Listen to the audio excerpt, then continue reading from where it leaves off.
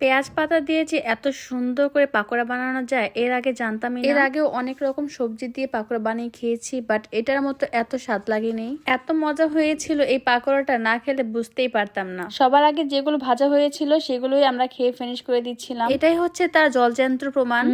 অনেক মজা হয়েছিল কিন্তু আজকের এই পাকোড়াটা। শীতের সন্ধ্যায় এরকম মচমচে পাকোড়া খেতে কিন্তু বেশ ভালো লাগে। আসসালামু আলাইকুম এভরিওয়ান, কি অবস্থা সবার, কেমন আছেন? আশা করছি যে যেখানে আছেন আল্লাহর অশেষ রহমতে ভালো আছেন। পেঁয়াজ পাতা আর বাঁধাকপি দিয়ে কিন্তু আজকের এই পাকোড়া বানাবো। সবকিছু আমি রেডি করে নিয়েছিলাম এইখানে। এর আগেও আমি বাঁধাকপি দিয়ে পাকোড়া বানিয়েছিলাম, সেই ভিডিওটাও আমার পেজে দেওয়া আছে। ওইটাও মজাই ছিল, কিন্তু একরকম খাবার তো আর প্রতিদিন ভালো লাগে না, তাই আজকে অন্যরকম ভাবে একটু এই রেসিপিটা ট্রাই করব। এখানে আমি কাঁচা মরিচ, পেঁয়াজ, ধনেপাতা কুচি একসাথে সব রেখে দিয়েছিলাম, সেগুলো এখন দিয়ে দিচ্ছি। যেহেতু এখানে পেঁয়াজ পাতা দেব, তাই এখানে অতিরিক্ত পেঁয়াজ দেওয়ার কোনো প্রয়োজন নাই। এবার দিয়ে দেব চালের গুঁড়া এবং ময়দা, দুইটা আমি একসাথে করে 1 কাপ নিয়ে নিয়েছি। হাফ কাপ নিয়েছি ময়দা এবং হাফ কাপ নিয়েছি চালের গুঁড়ো। চালের গুঁড়োটা দিলে হয় কি, পাকোড়াটা অনেক বেশি মচমচে হয় এবং খেতেও বেশ মজা লাগে। আর হ্যাঁ, অবশ্যই স্বাদ মতো লবণ দিয়ে দিবেন। কালারের জন্য দিয়ে দিব হলুদ এবং ঝালের জন্য দিয়ে দিব মরিচের গুঁড়ো। ঘেরানোর জন্য দিয়ে দিব আদা রসুন বাটা এবং বেশি টেস্ট হওয়ার জন্য দিয়ে দিব একটি ম্যাগি মশলা। কোনো ভাজা পোড়ার মধ্যে ম্যাগি ম্যাজিক মশলাটা দিলে কিন্তু বেশ মজা লাগে। এবার সবগুলো উপকরণ একসাথে মিশিয়ে কিছুক্ষণের মতো চটকিয়ে নিব।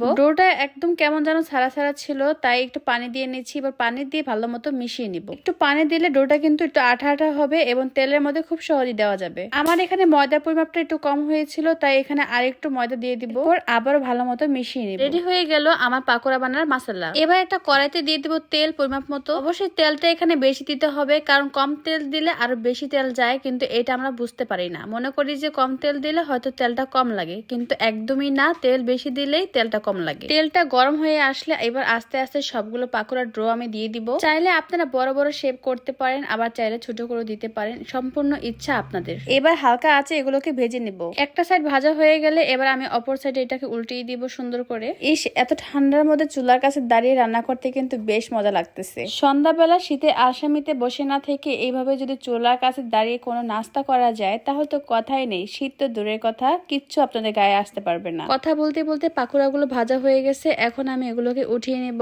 এবার বাকি পাকোড়াগুলো আমি আস্তে আস্তে এইভাবে সুন্দর করে ভেজে নেব। আচ্ছা, আপনারা কি কিছু খেয়াল করেছেন? এখানে কিন্তু 2টা পাকোড়া, মানে এর আগে যে পাকোড়াগুলো উঠিয়েছিলাম ওইগুলো কিন্তু আমরা খেয়ে ফেলেছি, আর এখন উঠাচ্ছি সেকেন্ড বারের মতো যে পাকোড়াগুলো দিয়েছিলাম সেইগুলো। তাহলে বুঝে নেন যে কত মজা হয়েছে এই পাকোড়াগুলো। খুবই যত্ন সহকারে আমি পাকোড়াগুলোকে ভাজতেছিলাম, যাতে করে এটা অনেক ক্রিস্পি হয়, যাতে করে মুখে দিলে মচমচে করে ওঠে। আপনারাও বাসায় এভাবে ট্রাই করে দেখতে পারেন, আশা করছি আপনাদেরও ভালো লাগবে। যদি ভিডিওটা ভালো লাগে থাকে তাহলে পেজটি ফলো করে দিবেন নতুন নতুন ভিডিও পেতে। আল্লাহ হাফেজ।